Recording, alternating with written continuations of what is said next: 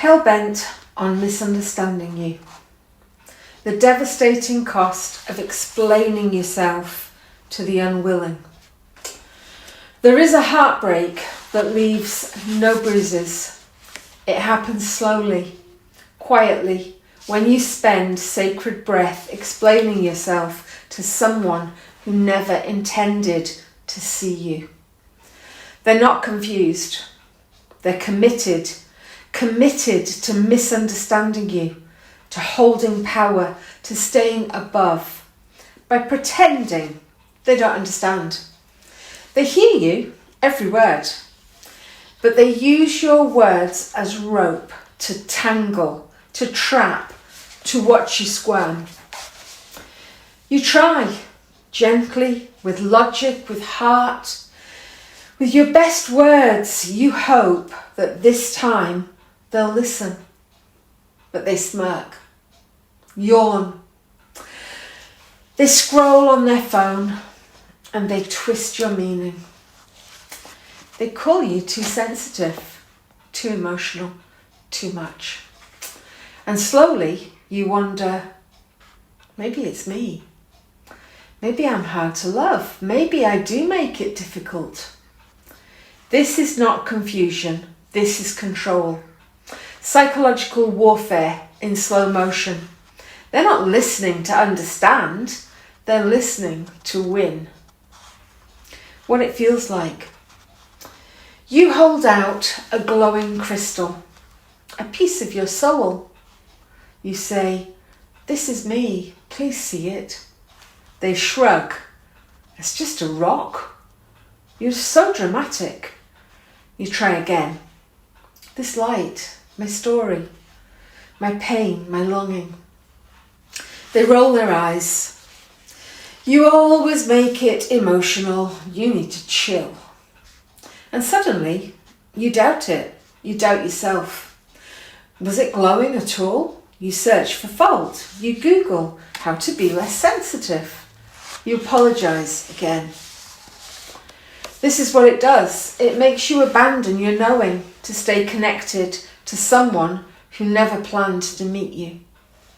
Why it hurts? Because it echoes old wounds where love had conditions. Be pleasing, be quiet, be useful. So now you perform. You perform to be loved. You perform to be heard.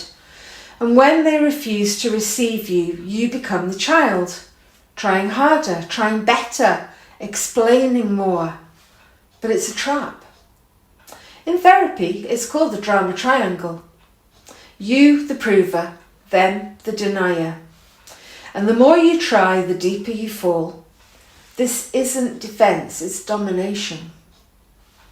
And it's not that they don't get you, it's that they do. And they resent the mirror you hold. They see your light, your clarity, your softness, your shine. And they resent it. You reflect everything they're not ready to face. So they strike. Not loud, not openly, but with passive poison, subtle digs, misunderstandings. Each one chips away at your confidence because to admit your worth, they'd have to admit their envy. And their identity is built on staying above you. How it shows up. You say, "I'm hurt." They say, "You're too sensitive." You say, "Be gentle." They scoff. "You always overreact." You set a boundary. They mock you. They're cold, selfish, difficult. They act confused, but they're not. They're playing a role. Punish you for making them feel less, for speaking truth, for still glowing. Your needs become weapons, your clarity ammunition, your being a threat. And quietly, you begin to believe them. You doubt your voice and you distrust yourself. You fold, fawn, fall silent, just to survive a room that was never safe. The truth. They get you. They know, they hear, they feel it. All of it. And they hate that you see their hiding places. So they pretend not to understand. Not from confusion, from control. They weaponize confusion because clarity would require growth, and they don't want to grow, they want to win, to stay above, to keep you spinning in self-doubt.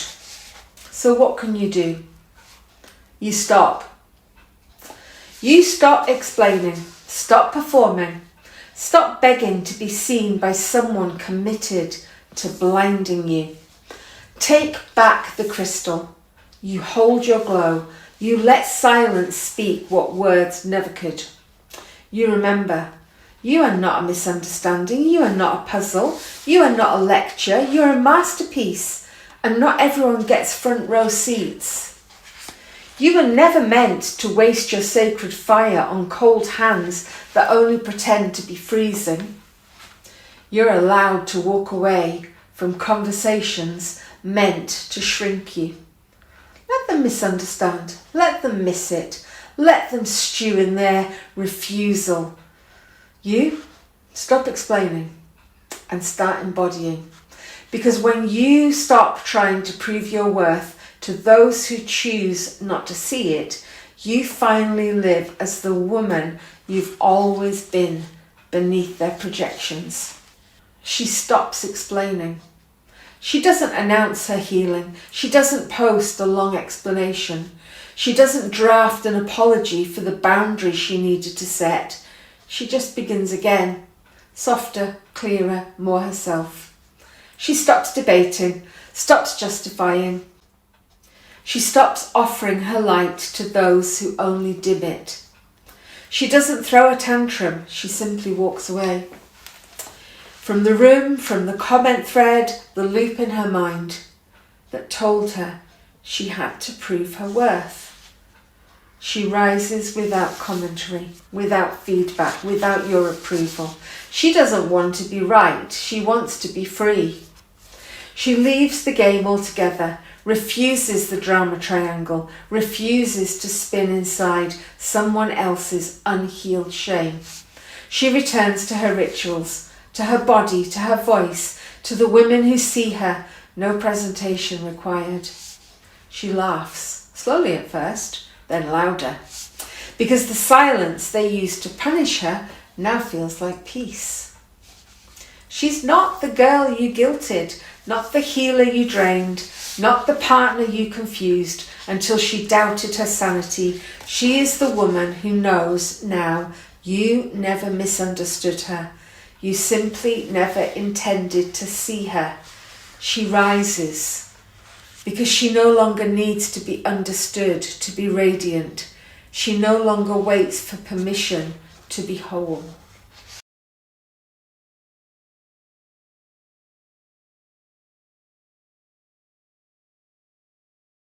As a part of this book, I have created a workbook that you can download from my website.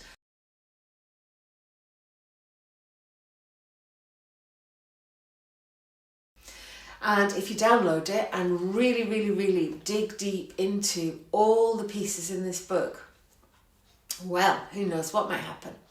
And whatever does happen, I would like to hear. I would love you to tell me what it was like, how you felt when you read. And if you're in one of my groups, share. I'd love to hear all about it. And you know, you might want to join Planet Cass. Planet Cass is there for you, for all women who are raring to release themselves from the shackles of the kitchen sink and the fucking bed. I have so much to offer in Planet Cass. There is an endless amount of content. There is a huge library, rich and full. I don't know where to start. There are so many things to tell you. There are 75 pieces in one package. There are 120 modules for Goddess Unleashed. The entire process of honouring our yoni, and yes, that means painting your vagina as big and as boldly as you dare go, and then frame it and put it on your wall. Yes, definitely. And what else is in there? Oh, just too many things to mention. So many processes, creative therapy processes, coaching programs, there's so much in there. You will learn so much. And you know, if you're a counsellor or a coach or a therapist, an art therapist, if you're a psychologist, if you are interested in humans, this will interest you too. And there's a group. I'm in the group. I am very available and present in that group. And if you show up with questions, if you want to share the work you've been doing, if you want to share some of the things that maybe you've struggled a little bit with, we could talk in the group. I'm there. I'm very available. I'm very warm and kind. I'm gentle and yet challenging.